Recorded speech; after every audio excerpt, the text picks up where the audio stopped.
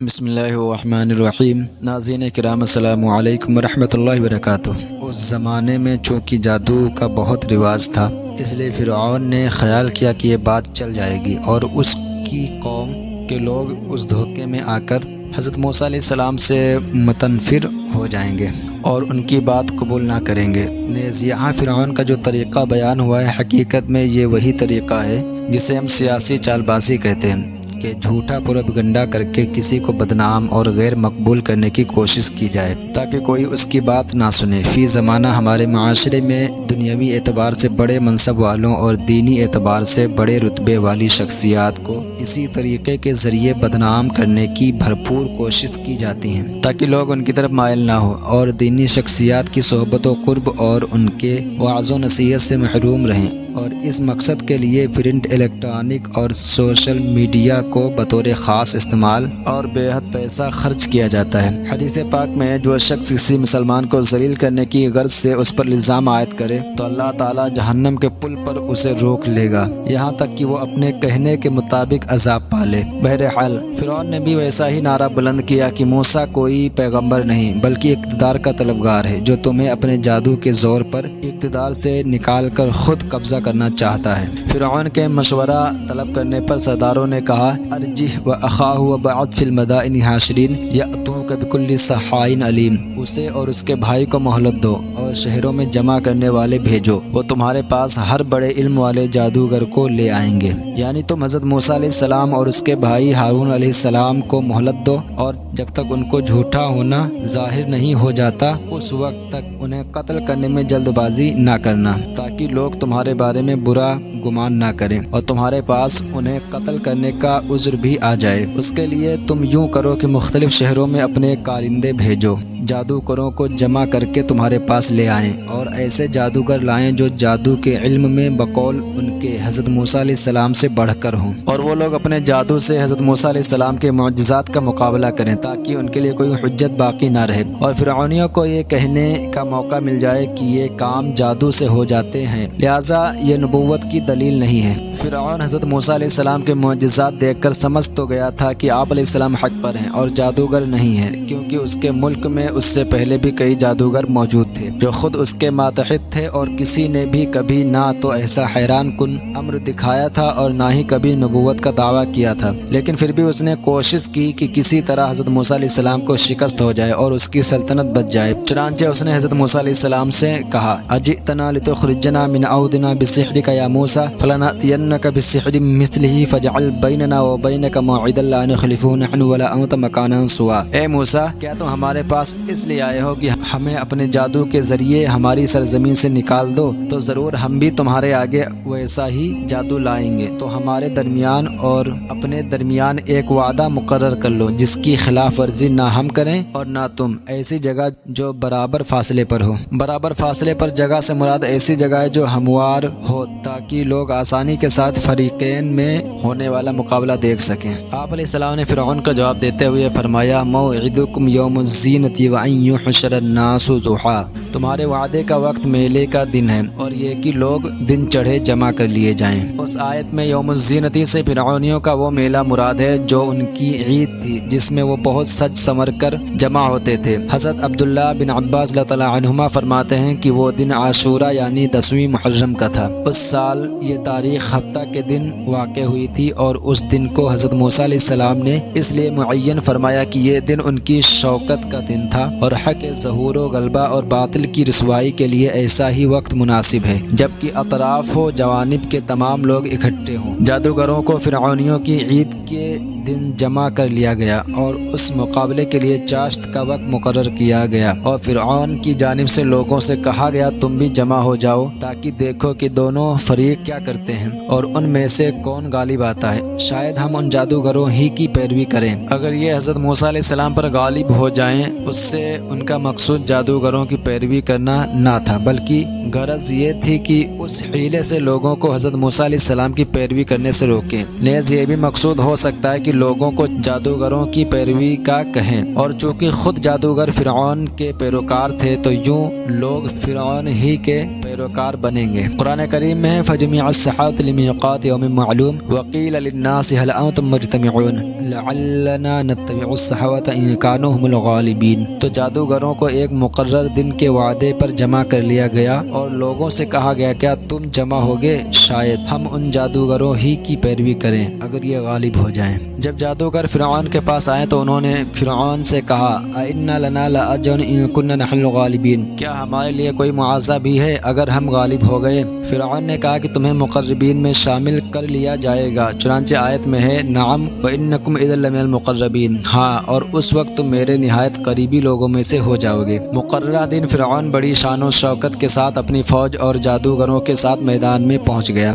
جب جادوگر مقابلے کے لیے میدان میں اترے تو حضرت موسیٰ علیہ السلام نے ان سے فرمایا وَيْلَكُمْ لَا تَفْتَرُوا عَلَى اللَّهِ كَذِبًا فَيَسُحِتَكُمْ بِعَذَابٍ وَقَدْ خَابَ مَنِ افْتَرَىٰ، تمہاری خرابی ہو، تم اللہ پر جھوٹ نہ باندھو ورنہ وہ تمہیں عذاب سے ہلاک کر دے گا، اور بے شک وہ ناکام ہوا جس نے جھوٹ باندھا۔ حضرت موسیٰ علیہ السلام کا کلام سن کر جادوگروں کا آپس میں اختلاف ہو گیا۔ بعض کہنے لگے کہ یہ بھی ہماری طرح جادوگر ہیں، اور بعض نے کہا کہ یہ باتیں جادوگروں کی ہیں ہی نہیں کیونکہ وہ اللہ تعالیٰ پر جھوٹ باندھنے سے منع کر رہے ہیں۔ انہوں نے چھپ کر مشورہ کیا تاکہ حضرت موسیٰ علیہ السلام کو معلوم نہ چلے، اور اس مشورے میں بعض جادوگر دوسروں سے کہنے لگے ان هذان لساحران يريدان ان يخرجاكم من ارضكم بسحرهما ويذهبا بطريقتكم المثلى فاجمعوا كيدكم ثم تصفى وقد افلح اليوم من استعلى، بے شک یہ دونوں یقیناً جادوگر ہیں، یہ چاہتے ہیں کہ تمہیں تمہاری سرزمین سے اپنے جادو کے زور سے نکال دیں اور تمہارا بہت شرف و بزرگی والا دین لے جائیں، تو تم اپنا داؤں جمع کر لو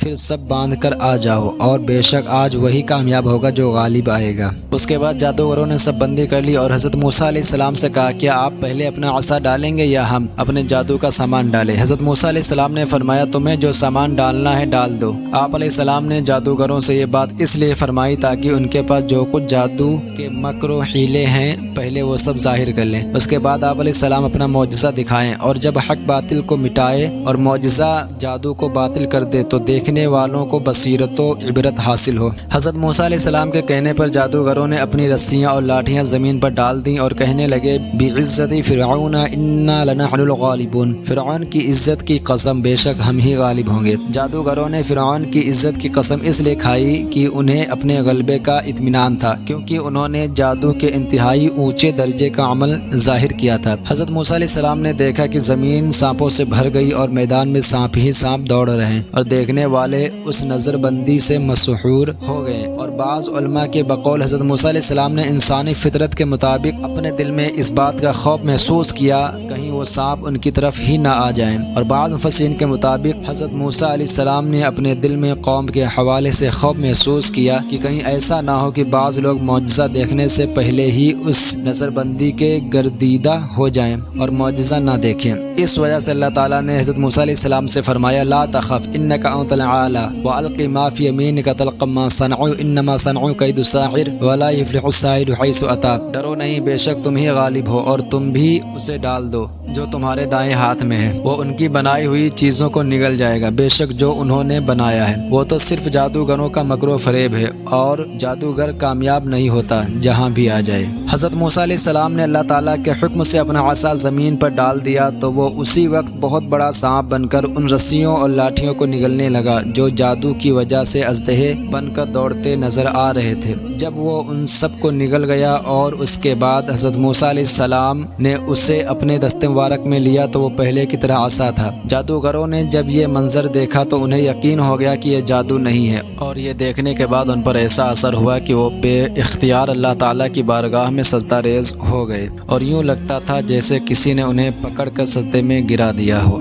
پھر جادوگروں نے سچے دل سے کہا آمنا برب العالمین و بموسیٰ و ہارون، ہم ایمان لائے اس پر جو سارے جہان کا رب ہے، جو موسیٰ اور ہارون کا رب ہے۔ سبحان اللہ، کیا عجیب حال تھا کہ جن لوگوں نے ابھی کفر و انکار اور سرکشی کے لیے رسیاں اور لاٹھیاں ڈالی تھی، ابھی معجزہ دیکھ کر انہوں نے شکر و سجود کے لیے اپنے سر اور گردنیں جھکا دی۔ جب جادوگر حضرت موسیٰ علیہ السلام پر ایمان لے آئے تو فرعون نے جادوگروں کو دھمکیاں بھی دیں اور اپنے لوگوں کو دھوکہ دینے کے لیے کہا کہ اے جادوگروں، تم میری اجازت سے پہلے موسیٰ کو مان گئے اور اس پر ایمان لے آئے۔ میں سمجھ گیا کہ موسیٰ جادو میں تمہارا استاد ہے اور تم سے بڑھ کر ہے، اور اسی نے تمہیں جادو سکھایا ہے، اور آپس میں جو مقابلہ دکھایا ہے یہ سب میرے اقتدار کے خلاف سازش ہے تاکہ مجھے مغلوب کر سکو، لیکن میں تمہیں عبرتناک سزا دوں گا۔ فرعون کی یہ ساری سیاسی تقریر اپنے لوگوں کو بے وقوف بنانے کے لیے تھی تاکہ وہ سمجھے کہ فرعون حق پر ہے، اور جادوگروں نے حضرت موسیٰ علیہ السلام کے ساتھ مل کر فرعون کے خلاف سازش کی ہے۔ چنانچہ فرعون نے جادوگروں سے کہا آمنت لہ قبل ان آذن لکم انہ لکبیرکم الذی علمکم السحر فلا اقطعن ایدیکم وارجلکم من خلاف ولا اصلبنکم فی جذوع النخل ولتعلمن اینا اشد عذابا وابقا۔ کیا تم اس پر ایمان لائے اس سے پہلے کہ میں تمہیں اجازت دوں؟ بے شک وہ تمہارا بڑا ہے جس نے تم سب کو جادو سکھایا، تو مجھے قسم ہے میں ضرور تمہارے ایک طرف کے ہاتھ اور دوسرے طرف کے پاؤں کاٹ دوں گا اور تمہیں کھجور کے تنوں پر پھانسی دے دوں گا، اور ضرور تم جان جاؤ گے کہ ہم میں کس کا عذاب زیادہ شدید اور زیادہ باقی رہنے والا ہے۔ یہی مضمون سورہ شورى میں بھی ہے۔ اس دھمکی سے فرعون کا ایک مقصد یہ تھا کہ لوگ شبہ میں پڑ جائیں اور وہ یہ نہ سمجھے کہ جادوگروں پر حق ظاہر ہو گیا ہے، اسی لیے وہ ایمان لے آئے، اور دوسرا مقصد یہ تھا کہ عام مخلوق ڈر جائے اور لوگ جادوگروں کو دیکھ کر حضرت موسیٰ علیہ السلام پر ایمان نہ لائے۔ یہ بھی معلوم ہوا کہ اپنی ناکامی کو مخالفین کی سازش قرار دینا اور اپنی شکست تسلیم نہ کرنا حکمرانی کے طلبگاروں کا پرانا وتیرہ ہے۔ فرعون کی دھمکی جادوگروں کے ایمان کو متزلزل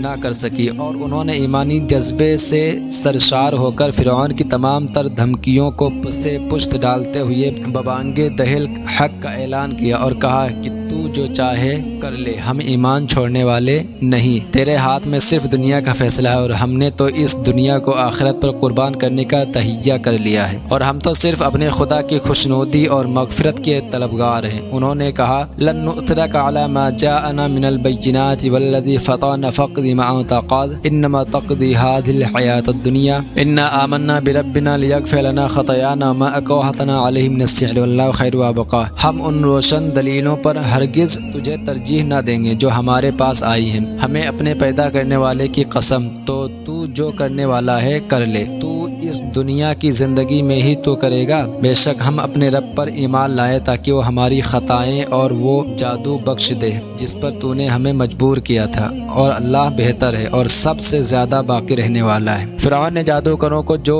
جادو پر مجبور کیا تھا اس کا ایک مفہوم تو یہی ہے کہ وہ جادوگر کوئی اپنی خواہش و مرضی سے مقابلہ کرنے نہیں آئے تھے، بلکہ فرعون جیسے جابر و قاہر ظالم ہی کے حکم پر جمع ہو کر مقابلے میں آئے تھے، اور حکم حاکم مرگ مفاجات کے طور پر جبر و مجبوری ہی ہوتا ہے۔ بعض مفسرین نے یہ فرمایا کہ فرعون نے جب جادوگروں کو حضرت موسیٰ علیہ السلام کے ساتھ مقابلہ کرنے کے لیے بلایا تو جادوگروں نے فرعون سے کہا تھا کہ ہم حضرت موسیٰ علیہ السلام کو سوتا ہوا دیکھنا چاہتے ہیں۔ چنانچہ اس کی کوشش کی گئی اور انہیں ایسا موقع فراہم کر دیا گیا۔ انہوں نے دیکھا کہ حضرت موسیٰ علیہ السلام خواب میں ہیں اور عصا شریف پہرا دے رہا ہے۔ یہ دیکھ کر جادوگروں نے فرعون سے کہا حضرت موسیٰ علیہ السلام جادوگر نہیں، کیونکہ جادوگر جب سوتا ہے تو اس وقت اس کا جادو کام نہیں کرتا، مگر فرعون نے انہیں جادو کرنے پر مجبور کیا۔ اس کی مغفرت کے وہ جادوگر اللہ تعالیٰ سے طالب اور امیدوار تھے۔ سورہ شورى میں ہے لا غیر انا الی ربنا منقلبون انا نطمع ان یغفر لنا ربنا خطایانا ان کنا اول المؤمنین۔ کچھ نقصان نہیں، بے شک ہم اپنے رب کی طرف پلٹنے والے ہیں، ہم اس بات کی لالچ کرتے ہیں